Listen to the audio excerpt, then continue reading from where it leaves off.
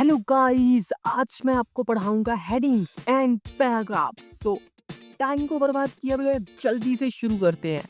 Headings में हमारे पास H1 से लेके H6 तक हेडिंग्स होती हैं। H1 सबसे मोटी, H2 उससे कम मोटी, H3 उससे कम मोटी, ऐसे कम कम कम कम करते करते H6 तक हमारे पास हेडिंग्स जाती हैं। और हमारे पास एक P टैग होता है। P टैग के अंदर हम अपना कंटेंट लिख सकते हैं, टेक्स्ट लिख सकते हैं। वो कैसे लिखते हैं आपको प्रैक्टिकल करके बताऊंगा ना मैं। उसके बाद आ जाता है हमारा line break tag. Line break tag क्या करता है वो भी आपको बताऊंगा। उसके बाद आ जाता है हॉरिजॉन्टल लाइन। इससे हम क्या करते हैं, एक लाइन ड्रॉ कर देते हैं अपने पेज के अंदर। तो चलो फिर जल्दी से VS कोड के अंदर चलते हैं और चालू करते हैं अपनी कोडिंग। जी तो गाइस, मैं इधर राइट क्लिक करके ओपन कोड पे क्लिक कर देता हूँ।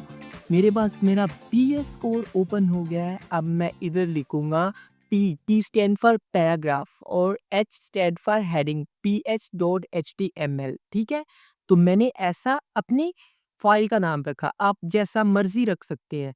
इधर मैं लगाऊंगा एक्सक्लेमेशन का साइन, जिससे हम अपनी बॉयलर प्लेट कोड जनरेट कर लेंगे। अगर आपको इसका नहीं पता तो आप मेरी प्रीवियस वीडियो देख सकते हैं।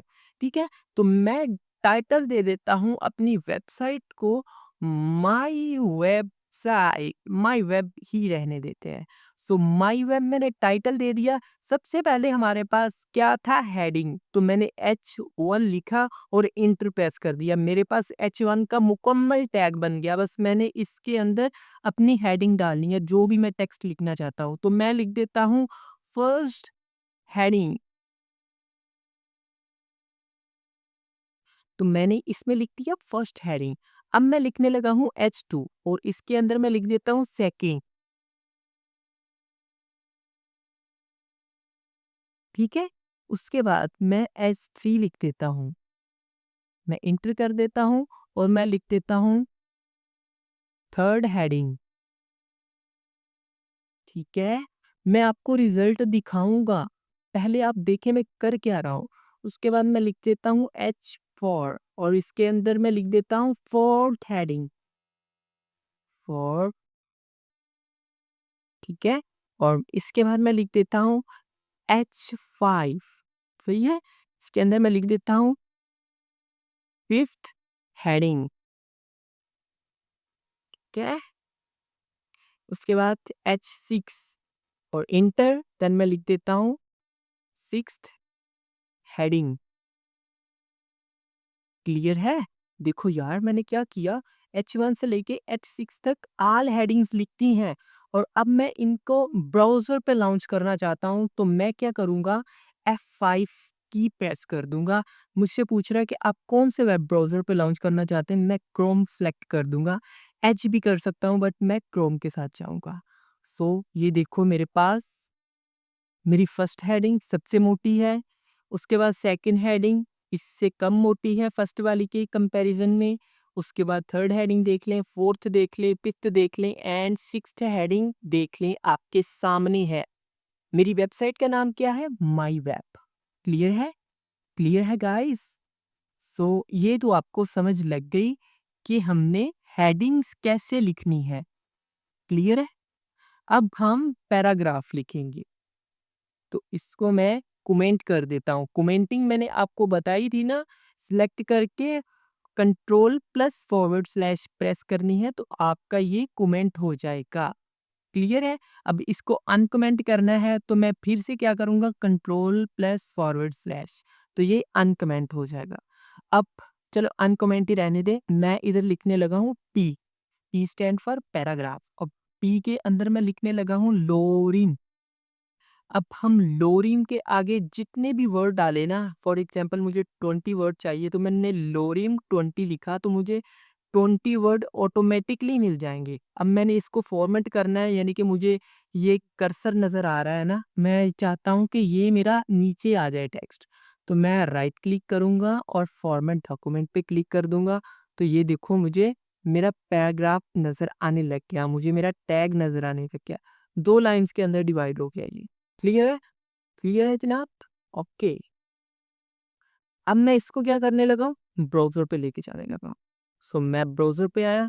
इसको रिफ्रेश किया और ये देखो लोरिम डॉलर सिट अमर, यार पता नहीं क्या-क्या कुछ लिखा है, बट रैंडमली लिखा है जो भी लिखा है। सो ये पैराग्राफ आ गया। गाइस अगर मैं चाहता हूँ कि ये मेरा यूडी जो है ना ये नेक्स्ट लाइन के अंदर आए तो मैं इसको इंटर करके नेक्स्ट लाइन के अंदर ले आता हूँ। तो अब मैं इसको ब्राउज़र पे लेके जाता हूँ, तो मैं ब्राउज़र पे लेके गया तो ये यूटी मेरा तो उधर ही पड़ा है। मैं रिफ्रेश करके भी देखता हूँ तो ये यूटी मेरा तो उधर ही पड़ा है, ये नेक्स्ट लाइन के अंदर नहीं आया। तो मैं इसको अगर नेक्स्ट लाइन के अंदर लाना चाहता हूँ ना, तो मैं क्या करूँगा, मैं इससे पहले लिख दूँगा बीआर टैग।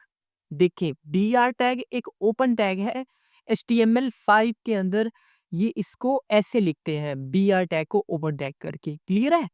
तो अब हम क्या करेंगे, इसको फिर से ब्राउज़र पे लेके जाएँगे और अब रिफ्रेश करते हैं तो ये देखो ये यूटी नीचे आ गया गाइस। तो अगर हमने लाइन को तोड़ना है, लाइन को टेक्स्ट को नेक्स्ट लाइन के अंदर लेके आना है तो हमें बीआर टैग का यूज़ करना पड़ेगा। बीआर का मतलब है ब्रेक, बस इधर से तोड़ दो, नेक्स्ट लाइन के अंदर ले आओ। तो मैं इसको भी नेक्स्ट लाइन के अंदर लाना चाहता हूँ तो मैं इधर बीआर लिख दूँगा। देखो यार, शुरू में तुमने थोड़ा-सा ख़्याल रखना है, ठीक है? तो अब टैग पूरा क्लोज़ हुआ। अब मैं इसको कंट्रोल एस करके लेके जाता हूँ ब्राउज़र के ऊपर, तो अब रिफ्रेश करता हूँ तो ये देखो यार ये भी नीचे आ गया, नीचे वाली लाइन के अंदर। क्लियर है? गाइस आई होप आपको क्लियर है, बाद में रिपीट भी करवाता हूँ। अच्छा लास्ट रह गया, मैं चाहता हूँ हेडिंग्स और पैराग्राफ के दरमियान ना एक लाइन आए, तो मैं क्या करता हूँ, मैं इधर HR लिख देता हूँ। HR का मतलब है हॉरिजेंटल रूल, यानी कि एक लाइन लगा दो। अब देखना इसका हमें रिजल्ट क्या मिलता है, आउटपुट क्या मिलता है इसका हमें। ये देखो एक लाइन लग गई है ना, ये नीचे वाला हमारा पैराग्राफ है, ऊपर वाली हमारी हेडिंग्स है। जी, तो गाइस आपको पता चला एचआर का मतलब क्या है? एचआर से हम क्या कर सकते हैं? मैं चाहता हूँ कि 2 लाइनें लग जाएँ तो मैं एचआर फिर से लिख दूँगा। मैं फिर से अपने ब्राउज़र के अंदर जाता हूँ और ये देखो 2 लाइनें लग गई।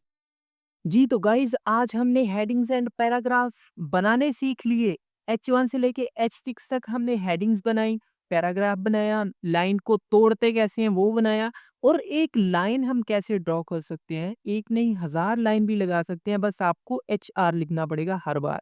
ने आज कुछ सीखा है तो आप कमेंट सेक्शन में बताएँ कि बहुत ही बढ़िया पढ़ा रहे हो भाई, और अगर नहीं तो फिर भी यार बताओ कि इधर से भाई हमें समझ नहीं लगी।